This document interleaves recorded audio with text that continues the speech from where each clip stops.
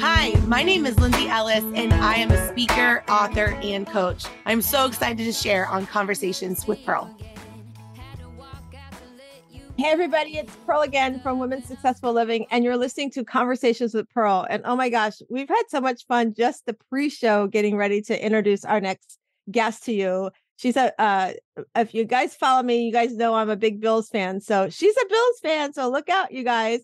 So I want to introduce you guys to Lindsay Ellis. She is a coach, advisor, speaker, and author. She is passionate about helping people be the best versions of themselves in a way that is sustainable, so that you can truly enjoy life at its best and recover quickly when it's not going well. She is a wife, mother, and dog lover who enjoys being in nature. And of course, as I said, she's a football fan. And you know what I love about your bio, what the introduction, Lindsay, and so powerful, is that you said who you were before all those amazing titles of being a wife, mom, and everything else about yourself, right? And for me, that's my story. When I struggled, I was a big people pleaser addict. I would tell everybody, oh, I'm a wife, I'm a mom, all these titles, I volunteer. And then I realized, who the heck was Pearl? So I'm so excited that that's exactly how you led and you share your bio. Keep that up. I just think it's amazing. And I just want to welcome you to the show. Thank you so much. I'm so excited to be here. Yay. We've been having some fun conversations already. So tell everybody a little bit about yourself. Give us a background, like where are you from? And then maybe a little bit about what led you to do what you're doing today. Okay. Yeah, sure. I'm coming to you today from Atlanta, and we live a little bit north of Atlanta in the city of Woodstock. I've lived all over the East Coast, but really and truly what brought me here and what I'm doing every single day and what I love is just helping people become the best version of themselves. And the reason I do that is because I've been through the struggles. I've been through the ups and downs. I've struggled with self-worth, from the time that I was a small child all the way up until, a few years ago, until yesterday, and every day is a gift. But I am a big advocate on facing adversity with authenticity. And in order to do that, I know that there's certain things that have to be in place. For one, it's knowing who you are, knowing yourself, being able to value yourself and your own opinions, and also knowing what is really important to you. And through just, certain foundations. And then that's what I really help people and guide people on. It helps when the things are going rough, you don't fall flat on your face. You can recover a whole lot quicker. My gosh, I love that. When things are going rough, you don't fall flat in your face. I just think that's so powerful. It's something that can take many of us a long time to learn. And, and often so, like, just like you as coaches, we have a story, right? Something has happened that was powerful enough to say, oh my gosh, I got to do something about this. And then also to recognize we're not alone. We're not the only one that's going through this. I just spoke with somebody the other day. I'm going to be speaking on a platform she has, and it's the overcoming 30s. And I was asking, I go, I'm not in my 30s. I'm like going to be 60 years old next year. She's like, well, you don't look. And I'm like, well, thank you very much. But I said, why? She says, because do you remember your 30s? Like, think about your 30s. What if somebody had told you some of the things you know now? I'm like, oh, I never thought about that. It's so true. And we all have stories, and it's our job. I feel like, like we come into this world, and for me, it's God. So if you're listening to us, whatever your faith is, there's a higher being, whatever that is for you. We've already been in our DNA, what's going to happen for us. Right. And so it's our job to hone into that, learn from it, and then don't keep it to ourselves. How can you change and pay it forward by changing the life of somebody else? And I love that you're doing that. You talked about self-worth and knowing who you are. Excuse me. And to know who you are, that takes a lot of work. I mean, I did a 6-week identity and destiny course back in 2015. At the end of 6 weeks, Lindsay, we had to give our I am statement. I was saying I was a mom, I was a wife, all those titles like we were talking at the beginning of the show. And I met somebody at the class, and she's like, so who the heck are you, Pearl? Because I still hear all this. And by the way, don't you have 2 boys? Because I was just talking about my older son so much. And it was like this, like, smack in the face. What the heck was I doing for the last 6 weeks? And what am I going to do about it? Right. So I decided, we're with ourselves 24/7. I need to figure out who the heck I am. And I decided to go on this journey, and that my oldest son was going off to college. And I dropped him off to school, and I was like, I got to go. I gave him this imaginary gift. If you can picture, if you're listening, I've got like an imaginary box in my hand that I've handed him and said, God and I've wrapped this up for you. However you unwrap it, it's up to you. And, unfortunately, it didn't always unwrap it the way a mom would want it to be, but he was an amazing young man. And so then I went and I reconnected with my son, Nate, and, try to work on that relationship. And then I decided it's time to work on me. And, Lindsay, what I found was I'm not the only person that struggles with this. We're talking about women, but we know that men struggle about this as well. And so as I started realizing, my challenge was I was a big people pleaser addict. You could ask me to do anything, I would do it. I probably would even come help you clean up after your dog in the yard if you asked me, because I didn't want to tell you no. I was so afraid to say no, right? And so I had to take something like a little rock and like put it in my pocket and my bra and move it 3 times a day to say no to something before I said yes. So then if I said yes, I really meant I want it to be there for you. And so I want to talk about that a little bit, because knowing who you are, that is so important. And so was there a pivotal time in your life that you were like, I got to figure this out because I'm not sure who I am? Yeah. Yeah, there was. And actually I love your story. And it's so relatable. And I think so many of us go through that. And for me, it's not just one time that I went through it. I've been through it. It's like seasonal, right? And so I know when I was growing up and in college and trying to figure it out, I was always like the wild child, undiagnosed ADD kid. They didn't have really medicine back then when I was, it wasn't a big thing. And so I struggled a whole lot. And I struggled a lot with worth too, because people gave up on me because they didn't think I was going to be anything. And so I started to, it was like that day that, and I write this in my book chapter, but there was I told my dad, came home, I was so excited. I said, you know what? I really want to get into your industry. Like, I want to be in pharmaceutical sales. That's what I want to do. And he looked at me, laughed, and said, I will never put my name behind you. Not until you make something of yourself. And it was that moment that it was like, I was so excited that I finally gained the courage to really figure out what I wanted to do. And then I'd already burned so many bridges by that point that they didn't trust me and they didn't want to put their name behind me. And I don't blame him, but it was a wake up call for me. And so I ended up going to sell forklifts. And I was like, I'm going to go sell something, because I was in the fashion industry. I was a costume designer. I was always very artsy. And my parents just didn't understand that. They were very business. And so when my dad was diagnosed with cancer, right after I moved to sell forklifts, he was diagnosed with brain cancer. And a year later, he passed away.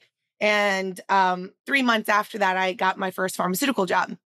And I say that because it was such the last year of my dad's life, he really spoke life into me. He was really trying to help me. We talked, our relationship was repaired, but it was also that it was the relationship I yearned my entire life. I finally got it, and then he was gone. But the beauty of that is that I took what he taught me, and I gained strength from it, and I moved on, and I was in pharma, and I started thinking about my job in pharma as I got really busy. I know right after my dad died 2 years later, my mom was not doing so well. And 5 years later, she was diagnosed with early onset Alzheimer's.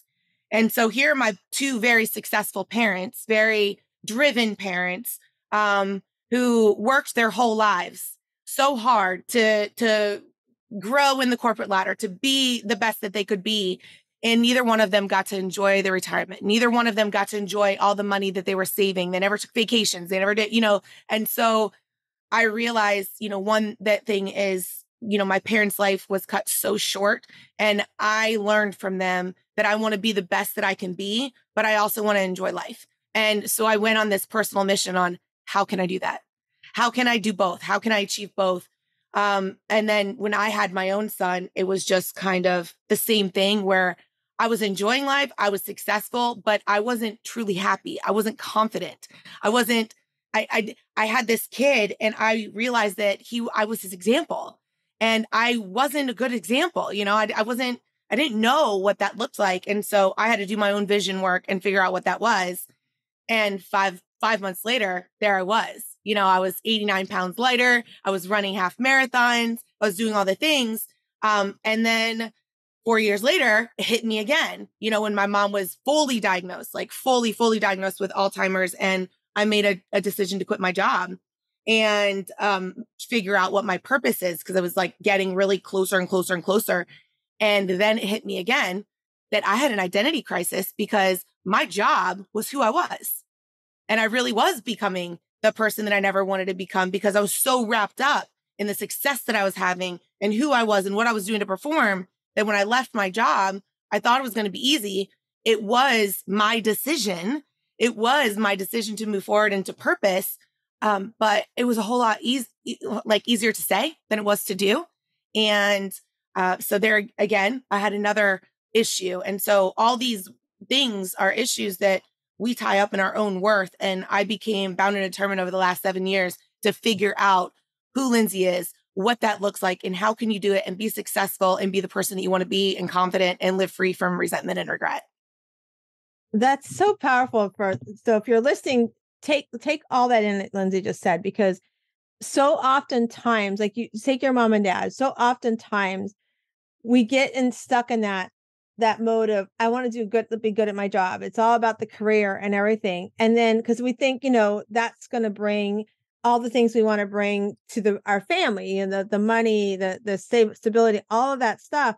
But in the end game, as we get near the end of life, it's like, did it really? Like looking back, did it really? And I think, like for your generation and for my generation, we watched our parents and our grandparents. I think about my granny, right? Granny would always, she was always in the kitchen. Grandpa, I don't remember my grandfather. He passed when I was 2 years old, but he was in the service. So she was running the house. And then here comes my mom. She saw that. She got married at just under 18 years old. And she did the same thing. And, and for me, when I met my husband, that's all I knew. You get married, and when I met Chuck, it was like, well, what do you want to do? And I'm like, oh, I don't know. And, it's like, and that whole thing. And I went like you, I had this great career in mortgages, and I did very well. I was top 5 in the company and all of that. And at the end of the day, when my kids came along, it was just like you kind of said, it was like, what do I really want? But I didn't want to live behind that title, although I was doing it, of being a, working mom. In fact, the neighborhood we lived in, Virginia, the second to the last neighborhood before I moved here, everybody on the street were stay-at-home moms but me. And I didn't like it because they treated me very differently, which I was like, what's so wrong with me? And so like I said earlier at the beginning of the show, coming here to Florida and starting, it came because I was going to be the quote unquote stay-at-home mom, and I hated it. I did not like it. I didn't like the PTA drama. I didn't like all of that stuff. So finding what I wanted to do, I had a weight loss issue. So I found this great program and I lost weight and I became this coach, which led me to what I do today, because I would coach, people would come into my office and I would have the other person who it was her clinic, her clients would get on my calendar, and they would stay on my calendar because they would come in and I would ask them questions about, how was your week? And I would ask about the mindset, right? Like if they deviated from the program, why did they do it? Where she would be like, you shouldn't do it. And you felt like you're coming in and getting in trouble with your parents, right? And so that blessing led to somebody saying, hey, will you talk to my friend Pearl? She doesn't need to lose weight, but you're such a great listener. You're such a great cheerleader, and I'm like, sure. And all of that led to what I do today, because I was like having all these tea dates with people, and I was like going, I'm making no money, but I'm helping these people out. So it led to me becoming a naturopathic wellness coach and a life coach.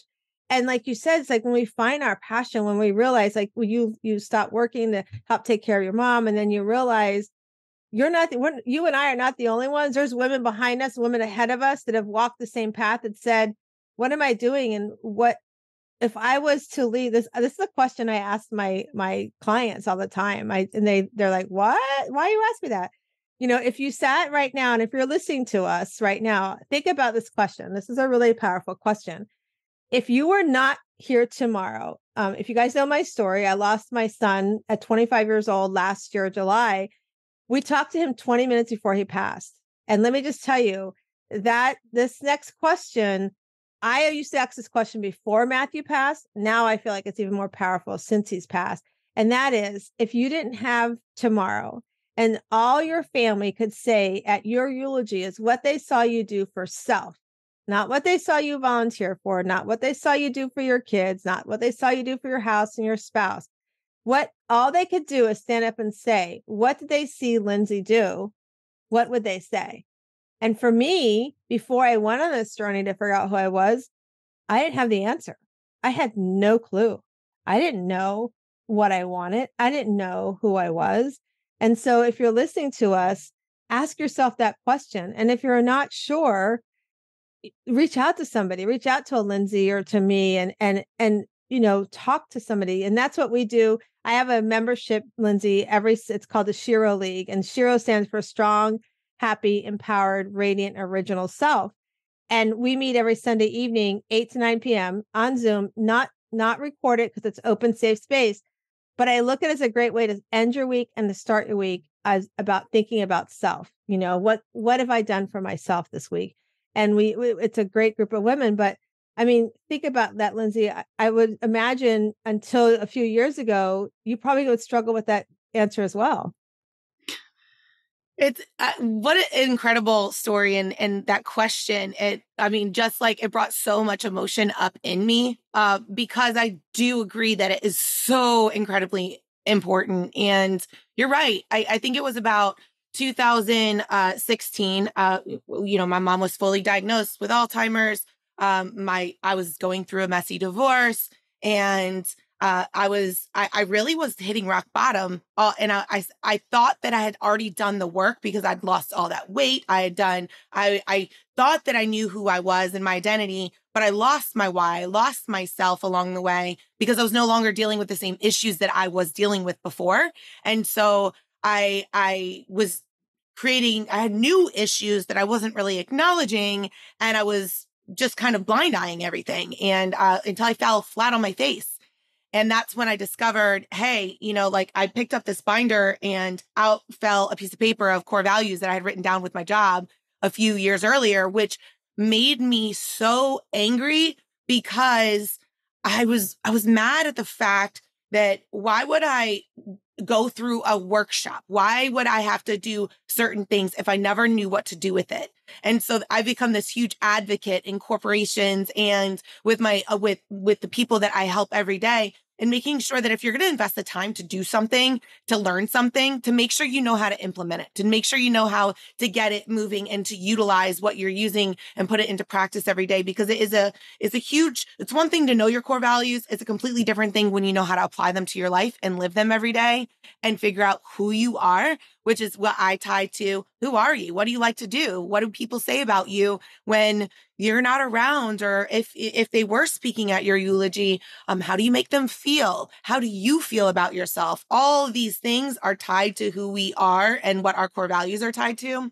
And so that's when I put myself on a challenge that year, and I ended up exceeding my expectations I just wanted to know a little bit more on who I was and be the person. Because it was that moment that I was at dinner and my son and I were just eating dinner together. And then he ran back and started playing with his toys. One of my core values is family. And he started playing with his toys. And so I saw he was content, and I picked up my phone and I just started going through the list of things, email, text, into social media. And every once in a while he would be like, Mom, look at this. And I'd be like, oh yeah, that's great. And then go back down. And then he stopped asking me. He stopped asking me to look. He started to be more independent, which is great to have an independent child, but it's not so great when you're calling that your family time and your core value is family and you're too busy on your phone. Being in the same room with your family is not, in my definition, it was not spending time together. It was not connection. So I needed to fix that. And that was that aha moment. So, a year later, fast forward, I ended up going on 2 vacations with my son, developing an incredible relationship with my ex-husband, a good co-parenting relationship. I ended up meeting my now husband. I saved over 6 figures. I excelled so much at my career. And I did it all with a 6-pack. And I knew hobbies. I had friends outside of work, all these things. I looked back and I was like, wow, this is powerful. This is something that people need to know about. This is something that people need to know it's possible, that you can truly have it all. You just need to look a little bit deeper into who you are and figure out what it is that you want people to say about you, and who you want to show up as this world, is what your legacy is. And that's kind of how I ended this, like went on this journey. But when you mentioned the eulogy, it brought so many tears to my eyes, because I thought life was great. Life was great. And then came adversity, and adversity hit like never before. And this was right after COVID. So when COVID hit, I was also a health coach. I went into health coaching because I had I was so successful at my own weight loss. And I ended up becoming a health coach. And then all my personal trainer and my clients like you, they were like, "You're my life coach." I'm like, "What is that?" I ended up going to get my master's of positive psychology during COVID. And here I am. But then adversity really struck us. And my ex-husband, I ended up, I was on the phone with him when he took his last breath, and he was killed. And I had to parent grief and grieve at the same time. And right after that, there was a child that was at my house with my son, who ran across the street without looking and was hit by a car. And thankfully he was okay. He walked away with a couple broken bones, but I mean, talk about scary. And then my sister was diagnosed with a brain tumor and had to undergo massive brain surgery. I was diagnosed with cancer. I was scammed over $55,000. And it was just like one thing every couple weeks would happen. I could barely recover from one before another thing happened. And it's not like I knew something else was going to happen. It's like I had no idea. I was focused on recovering and getting through, and then something else would hit me. And that's after that, coming out on the other side of that, is why I am so incredibly dedicated to making sure I get this word out and letting people know that it is so important to know who you are. It's so important to value yourself and know what you value, live them, let it live in your life and brighten you. Because when you are in that space, you know exactly what to lean in on when adversity strikes. And instead of falling flat on your face and not being able to recover, you will be able to get back up. And you will be able to get through it in a way that makes you authentic and true to yourself, and heal in a way that is healthy. And that's part of my story. Wow. And you're exact true example of everybody has a story when we don't know. And, we walk out the door every day and we look at somebody else, we think, oh, they got it together, but you just don't know. My heart goes out to you and your son, and to be on that, that call, it's like, it's so parallel to, literally we hung up the phone at Matthew in 20 minutes. I just knew something was wrong, and to have to parent that grief, and I get that, because like we had to go, and we have another son, and we never just show up at his apartments. And I was telling my husband, we got to go to his apartment, and because I don't want him, he's normally not on social media, but I'm like, I don't want him to hear about it. Plus, by that afternoon, I was glad we did. They'd already named his name in the paper. And the story is, Lindsay, nobody ever came to my door to tell me my son passed away. I found out on the news in the morning that he passed away, which is a whole nother story. So to go and, find like by 3:00 that afternoon, as I'm going in to tell my son at his apartment, my girlfriend's texting me going, Pearl, they've named Matthew's name in the paper. And I'm like going, how can they do that? Everything, my address, he had my car, everything was tied to us. Right. So nothing. So it's My a whole other gosh. story. It's my son was mixed race. I think there's some undertones in there, but you can't prove it. But the what you were saying too is like that, having to parent the grief with a child and then do your own journey at the same time. It's a lot. And Yeah. then add that layer, like what you're talking about, like with you and your sister, and then watching this child, go across the street. It's, we can be tested. We can certainly be tested with our adversity, and to become resilient is like so heavy, hard work to do, because I'm sure like you, there's many times I would be like, and my friends would be okay with it. Let me just go hide in my bed and, and have a good cry and leave me Yeah. there for months. Right. But one of the things for me is, as been talking about, is my son Matthew saw me start stepping into who I was. I mean, the day before he passed, he was here. We were throwing water bottles in the garage together, just joking and laughing. We had conversations about, a few weeks before that, Mom, I don't understand. I had to break off a friendship with somebody, and he watched that be a very hard, heavy thing. And the irony of the friendship breaking up, I would never have known months later it would be tied a similarity to my son passing, right? So he was like, how do you do that, Mom? Like, how do you decide? I'm like, you said it, it's a choice. I can choose to be, oh, why is me? And, just like with you, like all those things happen at one time. You can choose to be like, okay, everything just happens to me, just bring it on. Or you can choose to say, let's work through each one and let's figure this out and become resilient in that it's not going to tear me down and define who I am, And so for me, he saw me become that Shiro. He saw me become stronger. He saw me become happier. He saw me become empowered to do the things like what we're doing right here, right now. And he saw that it made me happy, which meant that I was like, had this radiance, this glow up outside. And then he saw me become that original, authentic self, that person that I've always had in there. Every one of us, she's in there. We just have to work on her and let her come out, and then nurture her as she does come out and as she does go through adversity. And, and that's doing the work, and the work never stops, right, Lindsay? And the work never, ever stops at all. No, it doesn't. And that's such a powerful story, because it's, we talk about influential leadership. We talk about being the person that we want others to see. But when it comes to your family, your kids, your friends, whoever it is that you influence, that you're around. And for me, particularly, it is my son, and I am, what I do every day teaches him. And what I do every day, it paves the way for him. He knows nothing else, when, they know the outside, they know their friends, they know their stuff, but in your home, they really know, like, you're setting the expectation of what life is, and to like really be able to step into who you are and to show them that light, it takes work. And he was able to see how much work it took. And then he was able to see you shine. And, I know that he's up there just like so proud of you every day. And that's just such an amazing story that he, you walk with that peace, knowing that he got to see that. And that's a beautiful thing. And that's what I hope for everybody, is that they get to experience that sooner rather than later. So they can live in that light so much longer than they would be able to if they just put it off to another day. And it's easy to put it off because it does take work. Right. And it's not always easy, and it's making difficult choices.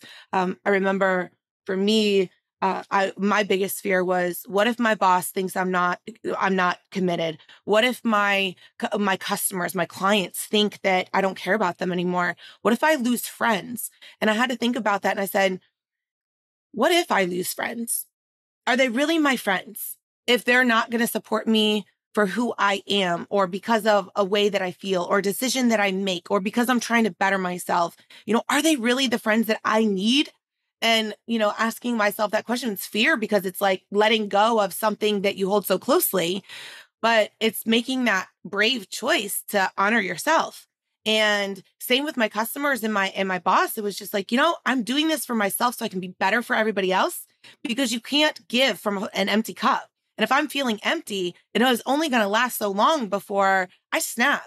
And I don't want to snap at anybody. And so I was making that choice of doing the difficult work and actually looking in the mirror and figuring out who I am and what I want. And I've had to make a ton of really difficult decisions. Just to set this up, I mean, I spent Thanksgiving last week, the other week. My husband, it was a truly a gift from God, but my husband, Kevin, and my son and I went over to my ex-husband's mother's house with all of his brothers and sisters and all their kids for Thanksgiving. And we spent Thanksgiving with them.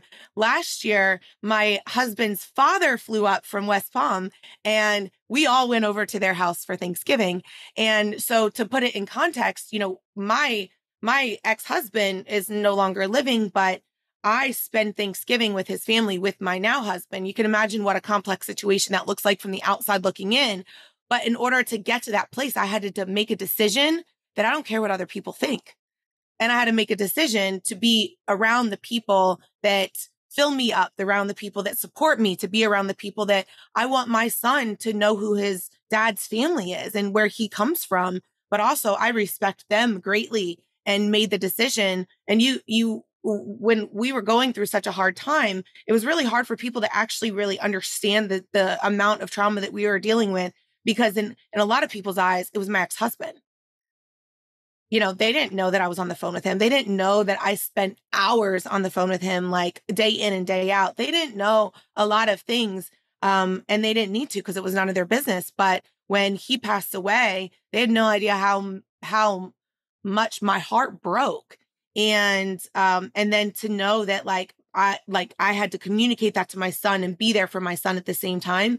So there was a lot of choices that I had to personally make to surround myself with the people that took the time to understand or was giving compassion no matter what the situation was. And I think that that's something that I want to share, because I want people to know that when you're making these difficult decisions, when you're starting to know who you are and value yourself and who you want to be and all the things, there's difficult decisions that are going to come up, and you can't please everybody. You can't look one way and feel another way if they're two conflicting things. So there are difficult choices, but once you step into that choice, there's something that happens to your heart, your mind, your shoulders drop, your mind becomes free. And when you experience that, it's hard to look back. It's just getting there.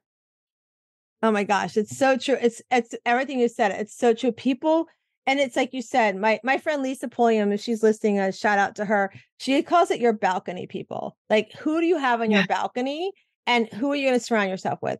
And the people don't understand. I mean, like, even with the loss of our son, we've lost friends only because they don't know how to say anything to us. And I'm like, why are you so worried about saying it? You're not going to hurt my feelings. Like, for a while there, for like almost a year, they went around saying that my son had committed suicide. I'm like, he didn't commit suicide. He was in a car accident. He hit a tree he didn't hit the tree on purpose. He was talking to us. He was on his way home. Yes, unfortunately, he was drinking and driving. That was a bad choice on his part. However, he didn't intentionally set out to do that. And, and I know that in conversations we've had, and he lost many friends to suicide. And he's like, I would never do that to anybody. That's just, and so hard. He always thought about his parents, the parents of his friends. But and for you to do that, like for your son and for you, like you did that for you and for you, what you want in your life, that peace you want to have. And then the example you're giving your son to say, no matter what the adversity, no matter what the stuff happened in the family, this is still your family. So let's, this is who you are. And, as you sat there, I thought about my family. My dad, I was a daddy's girl. And some of those that are listening, you've heard the story before, but it's defined me. I was a daddy's girl. My dad and my mom divorced after 43 years of marriage. Fast forward, my dad lived with us for a little while. He became racist to my son, I found out. I found out later after he moved out some of the horrible things he did. So I sat in the driveway for 2 hours asking God, what do I do? And he said, write an obituary to your dad of being your dad. He's still alive, but he's no longer your dad, right? So that honor is gone.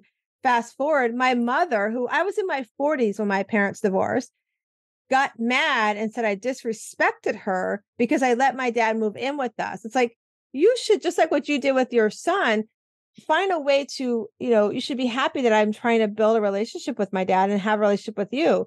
But I disrespected her, and she's held that anger for so many years so last year her health was declining. And we did this whole meeting. She was going to come here, live with us. We've put a chairlift in my house for her. I don't need a chairlift in my home. We've done all these things for her. And in the end, this past October, I went out to go and like finalize the move and get her house, decluttered and get everything emptied. And she found a way to, she never verbalized that she didn't want to live with us. It's like, if you just told me, I would have made other plans and helped you, create that environment that you wanted. But instead, she thought it would be okay to partner up with another relative to accuse me of elder abuse, and that they were going to call police on me. And here I am in California going, you're okay with this and you're my mom, right? So I'm going, this makes no sense. Like, right. So I said, I'm out. I'm done. I'm out. I got in a lift, got to the hotel where I was staying at, got in a flight the next day home. And I had to give her the same obituary I gave my dad. And the thing is when I look back on that though, Lindsay, because you look at that and people make judgments, right? Just like you said, people don't understand how people are like, how could you not talk to your mom and dad? And I look at them and I say, so let me put it to you this way. And because the coaching you do with the people you work with, but I'm like, let's put it this way. If I was in an abusive situation and a man was treating me the way that was happening, would you want me to stay in that relationship? You think that's okay? I'm like, it's no different. It doesn't matter whether it's a spouse, a boyfriend. It doesn't matter if it's your parents, your sister, brother, even your kids. It's not acceptable. And so you have to choose, what's acceptable for me. And that's, that decision. And like you said, people don't have to understand, but if it brings me peace and I can go to bed at night with my boundary set, that's what I do. And that's why I coach and do what I do, because there are so many people out there that think, well, I can't do that because they're going to think this about me or they're going to think that about me. But at the end of the day, and it goes back to the question I asked earlier, tomorrow at my eulogy, if I'm not here, are you going to recognize the fact that I put boundaries around relationships that didn't serve me? Did you recognize that I met my husband at 19 years old. I had the best example of what it meant to be parents for my in-laws. I mean, if I could have picked my parents, they would have been my parents, right? So I can go to bed at night going, I learned how to put myself first. I learned how to find harmony in my life by knowing what boundaries I have to set around relationships, around work, around anything in my life that would come up. And I learned through adversity how to be resilient to make sure that my values line up continuously, even when life throws me whatever it wants to throw me, right? And I think you are a beautiful example of that as well. And I mean, you're right. People are probably listening going, she went and had Thanksgiving with her ex and, they would like trying to do that 6 degrees of separation. It's like, I think it's an amazing thing. And my husband's family, there was many of that as well. He had an aunt who was divorced and she had kids. She'd been remarried for like 20 years and their dad was still showing up at all the functions. And I think that's health. I think that's healthy relationships. I think that's saying, hey, that didn't work out. It doesn't mean, we can't be friends, and that's what I explained to my son. Like with my friend, ethically somebody passed away and that she was around and I couldn't understand how she was okay with some of the things that happened that while this person had his traumatic loss. And the comment to me was like, well, people die all the time was said to me. And I was like going, this doesn't line up for me anymore. This is not healthy. And I literally and that person was living with us. Like we had let them stay with us. And I literally said, I think you need to leave. And then who would have known a year later, my son passes away. And what she said came to my head. And I was like, I'm so glad that I ended that friendship. Right. Because we had, and I think you said it too earlier, things happen in seasons. Right. And if we can understand that happens, that, I like to equate it to like the mountain, right? You're climbing a mountain and you're going to go, you got life as a mountain. You're going to have times you're going to want to sit out, enjoy the view. And when you sit down, I always say, bring a picnic and in your lunchbox, have all the things that you no longer like to eat and throw those over the side. So those things that don't serve you anymore, feed them to the squirrels. Let the squirrels eat them. Maybe it will serve them, right? But pack your lunch for the next stop with all the things that have served you and save some of that fruit, save some of that sandwich so that when you get to the top, you can be like, I can enjoy this. And then when it's time to come back down the mountain to go back to other parts of life, you don't have to roll down like Jack and Jill did. You could just take the stroll again, release part of the sandwich that no longer serves you, and then take the rest of the fruit with you, because it doesn't have to be a roller coaster. It can be lessons that we take throughout our life. I love that. That is awesome. Thank you. So tell me, Lindsay, so when people come and meet with you and they work with you, what are some of the things they can expect when they're working with you? I really have just been focused on help, just listening. I always listen, meet people where they're at, figuring out like what their objectives are. But usually and typically we always start with okay, do you know what your core values are? And I built the core values workshop. I think I gave you the link. It's free. I want everybody to have access to it. I don't charge for that, but I want everybody to find a way to figure out what it is that what that looks like for them and how to actually adopt them into their life. And so that's usually what we start to work on. And of course, with coaching is, you might start with one thing, but things pivot, things change. So, I always just meet people where they're at and try to at least keep their eye on the goal unless they make the decision that goal is no longer what they're looking for.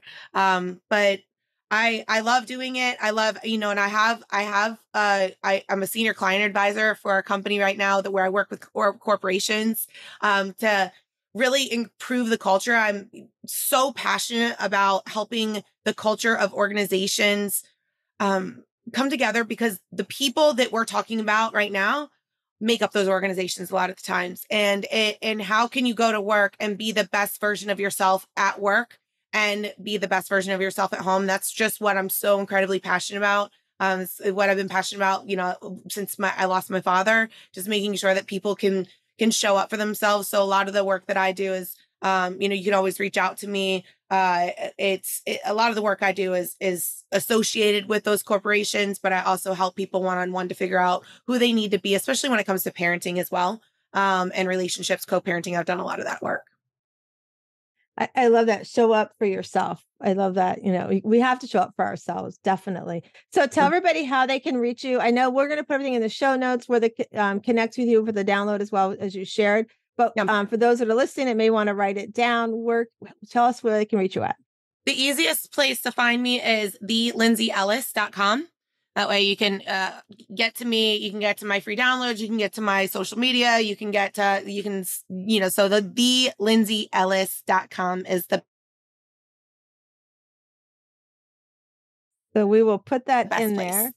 Awesome. So we'll make sure we have all that in there for everybody. So I'm going to ask you, so when I work with clients, I ask them to give me their top 10 things that bring them joy. But I'm just going to ask you tell us the top 3 things that bring you joy.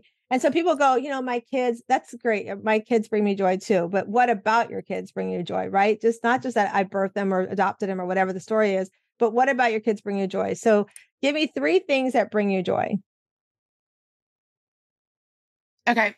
Funny that you asked that. That was just my son and I were talking about that the other day. So what brings me joy is I absolutely love having conversations with my son. And one of my favorite times is when we wake up and we're getting ready and I'm like, do you want to take you to school today? He's like, yes. So we always, at least once a week, we leave early, we go have breakfast together, we talk, and then we listen to the phone prank that's on the radio station and we laugh. And then usually around that time, we're right about to pull into a school. So it's always on the car ride part. And then I drop him off and it just, something about that. I even told him the other day driving, I was like, it's like one of my favorite memories. It brings me so much joy to just spend that time with you in the morning before we start our days. So that's one. Another one is my dog, Charlie. I have 2 dogs. Rosie likes to be by herself a lot. She's not like a social dog, but Charlie, my mini golden doodle, we love doing everything together. So he goes in the car with me. I take him for walks. And then one of my biggest joys is taking both of them to a hike. I just love hiking with them. And then another joy I would say is traveling with my family. I told you earlier, we are trying to go to every NFL stadium and watch a game and just immerse ourselves into the team culture, everything. And so it was really wonderful. This last time, my son and I are both Bills fans and my husband is a Dolphins fan. And so it was a really great weekend for us because we got to have him put on a Bills hat. And so that was really fun. I love that. We were talking a lot, you guys, beforehand about that whole story and about following. Do you have a map of all the stadiums? Like did you create a map? And So actually, my husband was looking at buying one for our son for Christmas. So yeah, they're like, they have those little magnet ones. They have the ones that you can decorate. So we were trying to find the best one because it was like, we got to start keeping up with these now, even to like 4 or 5. it'd be So, so much fun. yeah. That's such a cool. I love the memory you said about your son. And so those that are listening, if you never heard me tell the story before, when I lived in Virginia, this gentleman that I work with, I would see him every week having breakfast at a little local breakfast place, coffee shop. And so I asked him, I go, what is that? And he said he takes every one of his kids since they were babies, even if they couldn't talk, he would take one each week. So he did 2 days a week and he had breakfast with them. And he said he like, this is a safe space. He taught them right away as soon as they could talk and understand. This table is your safe space. You can tell me anything you need to tell me, good, bad, or indifferent. And even if it's drugs, alcohol, sex, you can tell me. I'm not going to hold judgment. I'm just going to guide you with whatever guidance you need. If it's illegal, we'll talk about it. I was like, that's funny. And he said, and he goes, it's just a space to talk. So as my kids got older, I started incorporating that where Matthew, if he said, hey, mom, you want to have sushi? I knew he wanted to have conversation. Where Nate, our thing was always movies, going in, hanging out, doing movies and such. So I love that you're doing that. Keep that up. And if you're listening to us, if you're not doing that, start that because it's so powerful. It really is a great conversation. And you can create that space for your kids. That's also one of the things that I've created. And I'll share this with you, Lindsay, and those that are listening.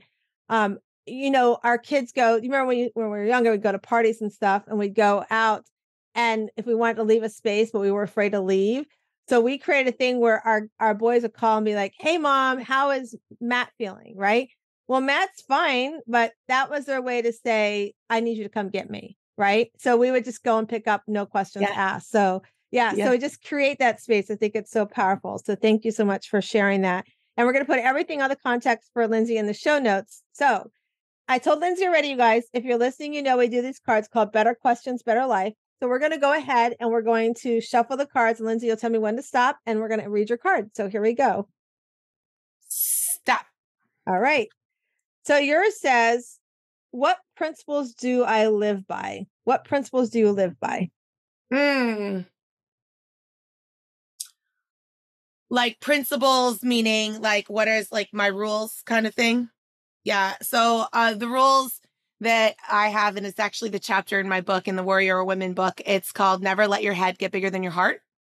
So that's rule number 1. And I believe that once your head gets bigger than your love for whatever it is that you're doing, it's time to take a step back. And that's an easy way to monitor, to make sure that you're being humble, that you're being vulnerable, that all the things. So that's one, never let your head get bigger than your heart. The other one is love and forgive. And I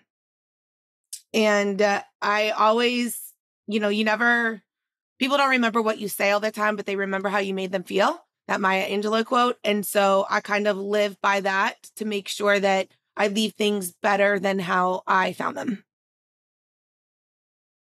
Those are 2 powerful ones. I love that. If your head gets bigger than your heart, take a step back because, that's so, so powerful. Well, I want to thank you so much for being with us today, Lindsay. And we're going to put everything out to reach Lindsay, like I said, on the show notes so you can get in contact with her.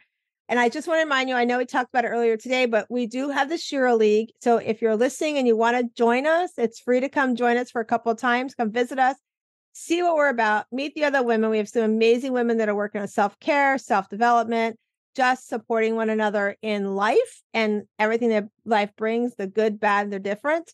And so if you want to know more about that, you can just email hello@wsliving.com. That's hello, like we're waving, hello@wsliving.com. Just email the word Shiro and I will get you all the links.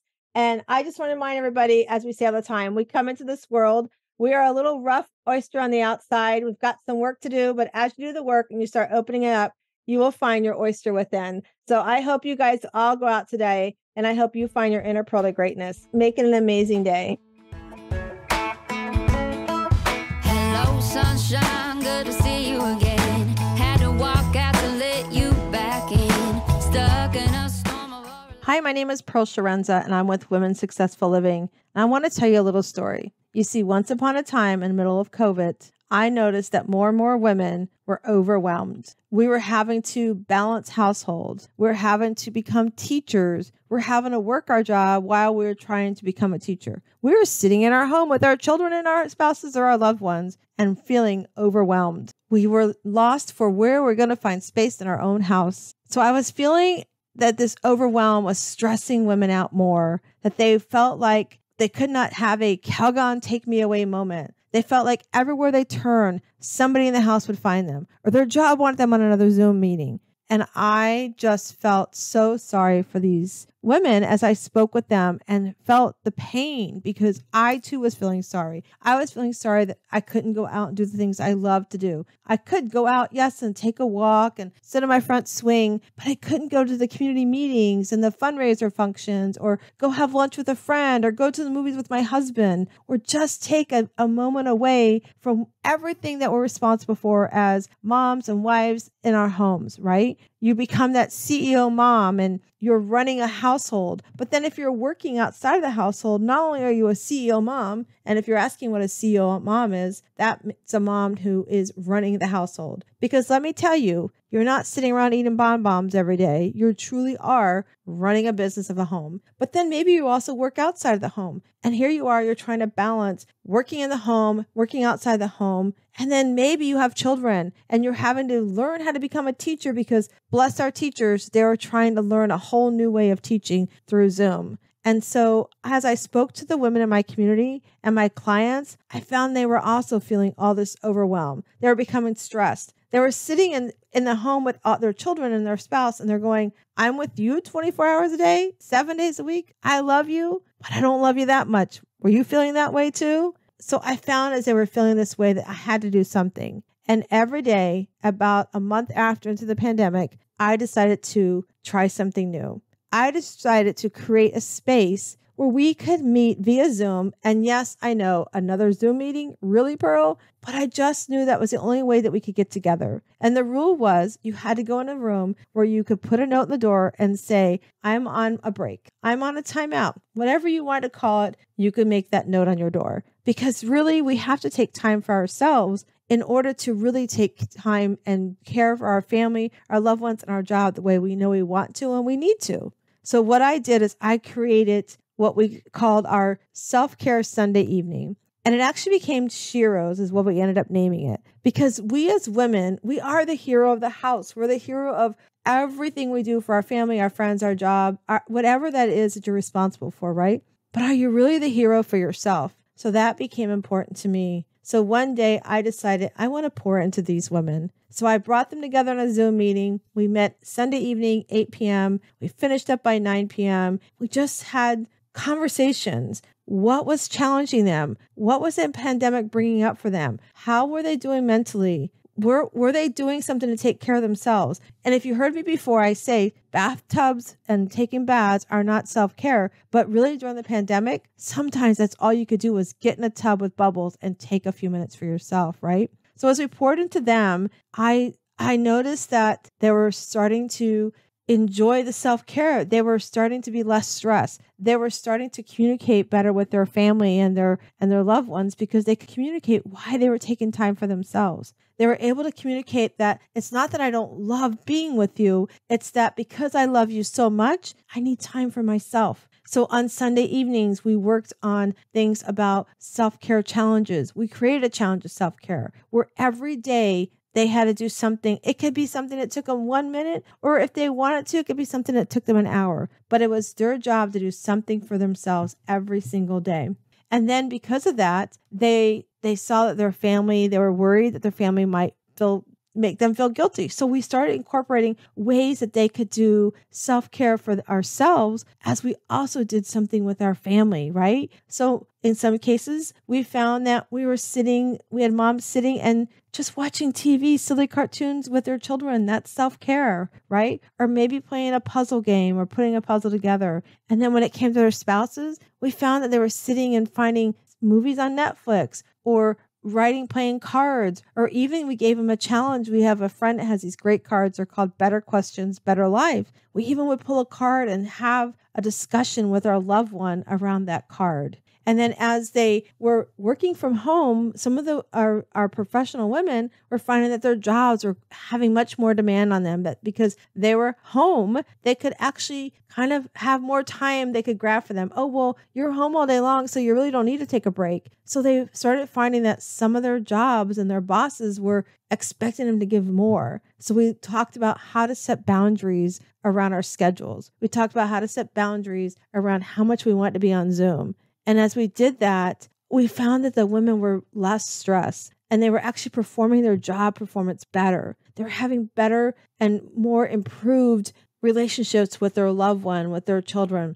And some of them also had family that were in nursing homes. So we were creative on how to spend that time with their loved ones, but also making sure that they were taking care of themselves. So as we did this, I saw that it was a need that needed to continue. So even though the pandemic is, as we know it today, is over, I found that the women loved this so much, we needed to continue this. And who knew that 3 years ago when I started this, that it would grow into what we have today, this amazing community of women that we still meet every Sunday evening from 8 to 9 p.m. We talk about things that bring us joy. We talk about challenges we're having in our lives. We're talking about things we're having to overcome. We have some women that are struggling in their marriages. We're talking about how we pour into them and how to help them work through communication. We have amazing, amazing guest speakers that come in every month. We've had Jane Pilger come in and talk up to us about our mind and the neurological part of our mind when it comes to our eating and our health and sugar and how it affects our body. We've had Seth Santora come in and talk to us about the smile method and how we have things such as just the smile within us that can make things like mock acceptance, where we're accepting things because we think we have to accept them. Like, for instance, my loss of my son, Matthew. I never knew that when I created this group 3 years ago, almost now, how much I needed these women. And because I have this community of women around me, I met Seth, and Seth taught me about mock acceptance. And he taught me that, yes, I was accepting the loss of my son, but I wasn't truly believing that he was lost. And I was sort of like going through the motions. So ever since I have put this group together, this community of women, we have watched the women flourish. We have watched them have less stress. We've watched them communicate better with their loved ones. We've watched them put boundaries around their self-care so that they can achieve the things they want to, so that they can put their cape on first as they pour into their family even better. And ever since we've started this self-care Shiro group, it has grown where we now at our retreats, we have women joining us during our retreats. We meet every year. We have a retreat in September. It's a pajama retreat. You come in your PJs, no makeup. You have about 4 days at the beach, sometimes the mountains, depending on the year. We just have sessions and breakout groups on how do we improve on our self-care? How do we continue to communicate our needs to our loved ones? How do we find what our goals are and our visions are, and how do we bring those to fruition? Because how many of you ever sat back and said, I have this big goal and I really want to do it, but nobody believes I can do it. I want you to know that we believe in you and we know that you can do it. And so if this is something that you want to learn more about and come and enjoy a great way to end your week and begin your week, I would love for you to join us, because on top of our speakers, we also have an amazing meditation coach where she empowers us to sit down and just take some quiet time for ourselves and just be in our own space as we reflect on what we truly want within. And I am so honored to watch the progress and the growth that the women in this community have accomplished. And I cannot wait to see what's coming up for all of them and hopefully for you. And if this is something you would love to learn more about, I would love to invite you to come and visit us one Sunday evening. Like I said, it's a great way to end your week and a great way to start your week. What better to know that you've got a balcony of people sitting and waiting for you to join them, have a cup of tea maybe, and just do some laughing, maybe a little crying, but no matter what, know that you've got a girlfriend there to have your back. So if you're ready to check out the Shiro League, I would love for you to join us. All you have to do is email me at pearl@wsliving.com. That's pearl@wsliving.com, and I would love to connect you. I hope today you know that we've all come into this world. We're a little oyster. We might be a little rough on the outside, but on the inside, you have a pearl. And I hope you find your pearl to greatness today as you become the Shiro I know you are. My name is Pearl Sharenza. Do you know what your score is for your self-care? Find out today. Go to pearlssurvey.com. That's pearlssurvey.com and see what your score is today.